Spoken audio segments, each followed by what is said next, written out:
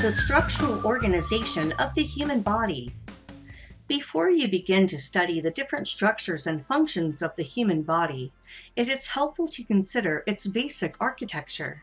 That is, how its smallest parts are assembled into larger structures.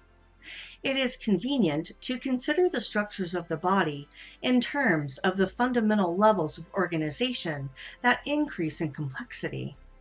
These include subatomic particles, atoms, molecules, organelles, cells, tissues, organs, organ systems, organisms, and the biosphere. When discussing the levels of structural organization of the human body, the organization is often discussed in terms of 6 distinct levels of increasing complexity, from the smallest chemical building blocks to a unique human organism. This includes the chemical level, the cellular level, the tissue level, the organ level, the organ system level, and the organism level. At the chemical level, atoms bond to form molecules with 3-dimensional structures. At the cellular level, a variety of molecules combine to form the fluid and organelles of the body's cells. At the tissue level, a community of similar cells form the body tissue. At the organ level, 2 or more different tissues combine to form an organ. At the organ system level, 2 or more organs work closely together to perform the functions of the body system. At the organismal level, many organ systems work harmoniously together to perform the functions of an independent organism. To study the chemical level of organization, scientists consider the simplest building blocks of matter, including subatomic particles, atoms, and molecules. All matter in the universe is composed of 1 or more unique pure substances called elements. Familiar examples of these elements include hydrogen, oxygen, carbon, nitrogen, calcium, and iron. The smallest unit of any of these pure substances or elements is the atom. Atoms are made up of subatomic particles, including protons, electrons, and neutrons.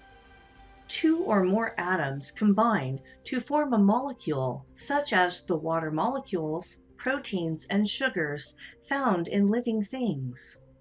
Molecules are the chemical building blocks of all body structures. A cell is the smallest independently functioning unit of a living organism.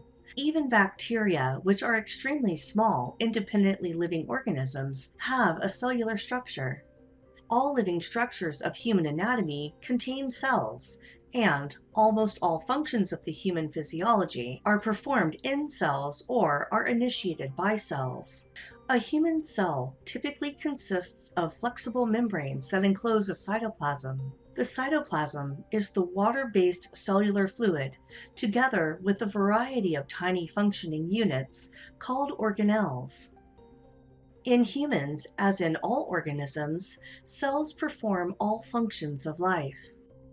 A tissue is a group of many similar cells or related types of cells that work together to perform a specific function. An organ is an anatomically distinct structure of the body composed of 2 or more tissue types. Each organ performs 1 or more specific physiological functions. An organ system is a group of organs that work together to perform major functions or to meet physiological needs of the body. Here, we discuss 11 distinct organ systems of the body. However, beware that assigning organs to specific organ systems may be imprecise, since organs that belong to one system can also function integrally with other systems.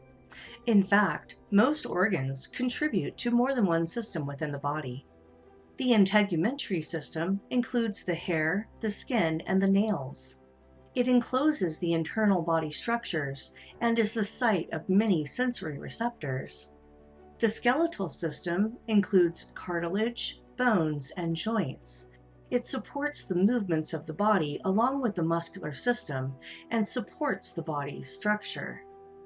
The muscular system includes the tendons and the skeletal muscles.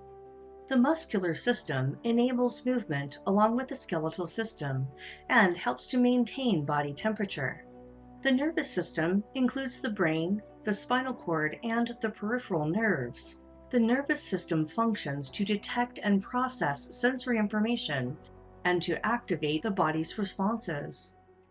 The endocrine system includes the pituitary gland, the thyroid gland, the pancreas, the adrenal glands, and the testes in men or ovaries in women. The endocrine system secretes body hormones and regulates body processes. The cardiovascular system includes the heart and the blood vessels.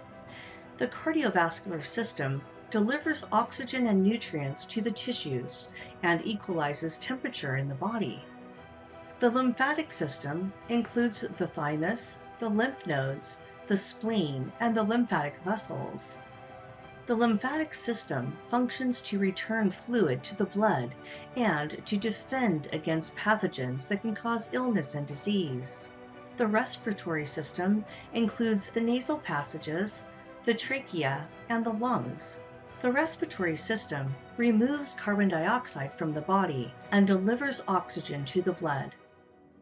The digestive system includes the stomach, the liver, the gallbladder, the large intestine, and small intestines. The digestive system processes food for use by the body and removes waste from undigested food. The urinary system includes the kidneys and the urinary bladder. The urinary system controls water balance in the body, removing waste from blood and excreting them. The male reproductive system includes the epididymis and the testes. The male reproductive system produces sex hormones and gametes called sperm. It also functions to deliver these gametes to the female for reproduction. The female reproductive system includes the mammary glands, the ovaries, and the uterus. The female reproductive system produces sex hormones and gametes called eggs or ova. It also supports the embryo or fetus until birth and produces milk for the infant. Finally, the organism level is the highest level of organization. An organism is a living being that has a cellular structure and that can independently perform all physiological functions necessary for life. In multicellular organisms, including humans, all cells, tissues, organs, and organ systems of the body work together to maintain the life and health of the organism. Thank you for watching.